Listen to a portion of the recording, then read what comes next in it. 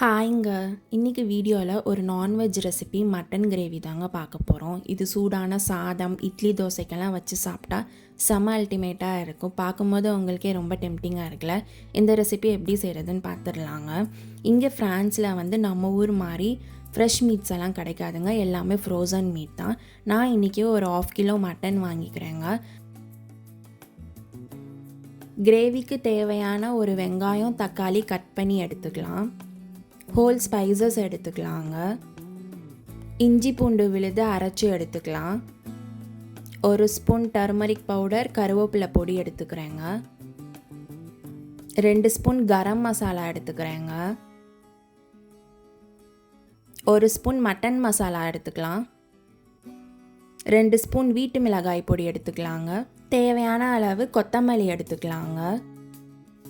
நான் இன்றைக்கி மட்டனை குக்கரில் ப்ரெஷர் குக் பண்ணி எடுக்க போகிறேங்க. ஸோ கட் பண்ணி வாஷ் பண்ணி வச்சுருக்க மட்டனை குக்கரில் சேர்த்துக்கலாம்.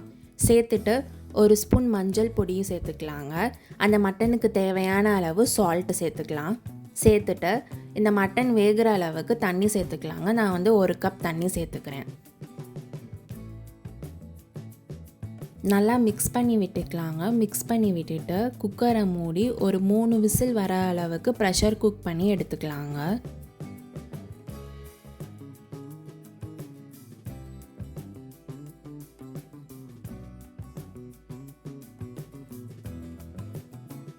மூணு விசிலில் மட்டன் நல்லாவே பாயில் ஆயிடுச்சுங்க.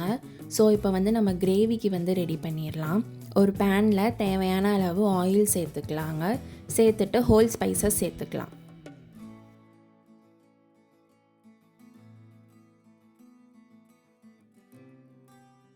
நல்லா பொரியவும் ஹோல் ஸ்பைசஸ் நறுக்கி வச்சுருக்க வெங்காயத்தை சேர்த்துக்கலாங்க. வெங்காயம் வதங்க ஒரு அரை சிட்டிகை உப்பு சேர்த்துக்கலாம். சேர்த்துட்டு நல்லா வதக்கி விட்டுக்கலாங்க.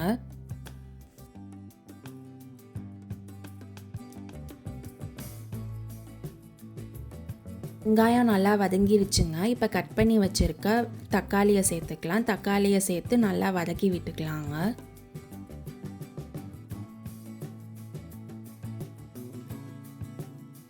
அரைச்சி வச்சுருக்க இஞ்சி பூண்டு விழுது சேர்த்துக்கலாங்க. சேர்த்துட்டு அதோட பச்சை வாசம் போகிற அளவுக்கு சாட்டே பண்ணி எடுத்துக்கலாம்.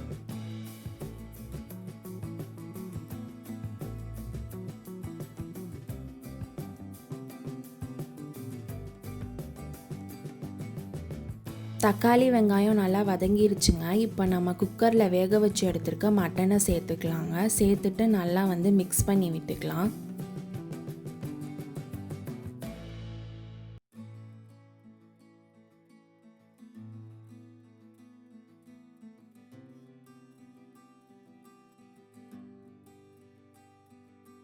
கிரேவிக்கு தேவையான ஆல்ரெடி எடுத்து வச்சுருக்க மசாலாஸை ஒன்று ஒன்றா சேர்த்துக்கலாங்க.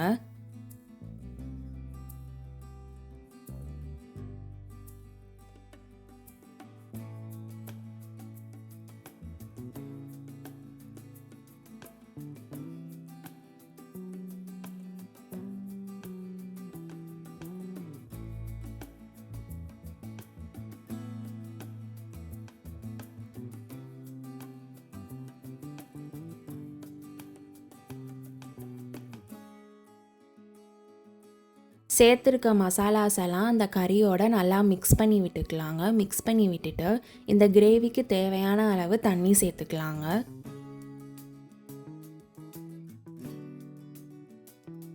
தண்ணி சேர்த்து நல்லா கறியும் மசாலாவையும் மிக்ஸ் பண்ணி விட்டுக்கலாங்க. மிக்ஸ் பண்ணி விட்டுட்டு ஏற்கனவே நம்ம குக்கரில் பாயில் பண்ணி எடுத்துட்டோங்க மட்டன். ஸோ அது ரொம்ப நேரம் குக் பண்ணணும் அவசியம் இல்லை. ஒரு 2-3 கொதி வர அளவுக்கு நம்ம குக் பண்ணி எடுத்துக்கிட்டால் போதுங்க.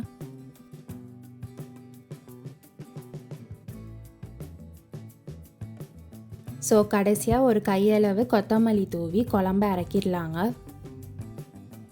ஸோ அவ்வளோதாங்க, மட்டன் கிரேவி ரெடி ஆகிடுச்சு. பார்க்கவே செம டெம்டிங்காக இருக்குல்லங்க. கண்டிப்பாக நீங்களும் இந்த ரெசிபியை வீட்டில் செஞ்சு பாருங்கள். எப்போவுமே சிக்கனே ரொம்ப சேர்த்துக்காமல் இந்த மாதிரி மட்டனும் சேர்த்துக்கலாங்க. சிக்கனை விட மட்டனில் ரொம்ப ஹெல்த் பெனிஃபிட்ஸ் அதிகம் இருக்குது.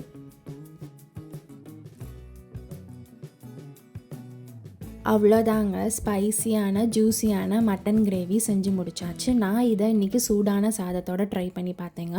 கண்டிப்பாக நீங்களும் ட்ரை பண்ணி பாருங்கள், உங்களுக்கும் ரொம்ப பிடிக்கும். இந்த ரெசிபி உங்களுக்கு பிடிச்சிருந்துச்சுன்னா சோறு ரெடியா யூடியூப் சேனலை லைக், ஷேர், சப்ஸ்கிரைப் பண்ணி பெல் பட்டனை கிளிக் பண்ணிக்கோங்க. தேங்க்ஸ் ஃபார் வாட்சிங்.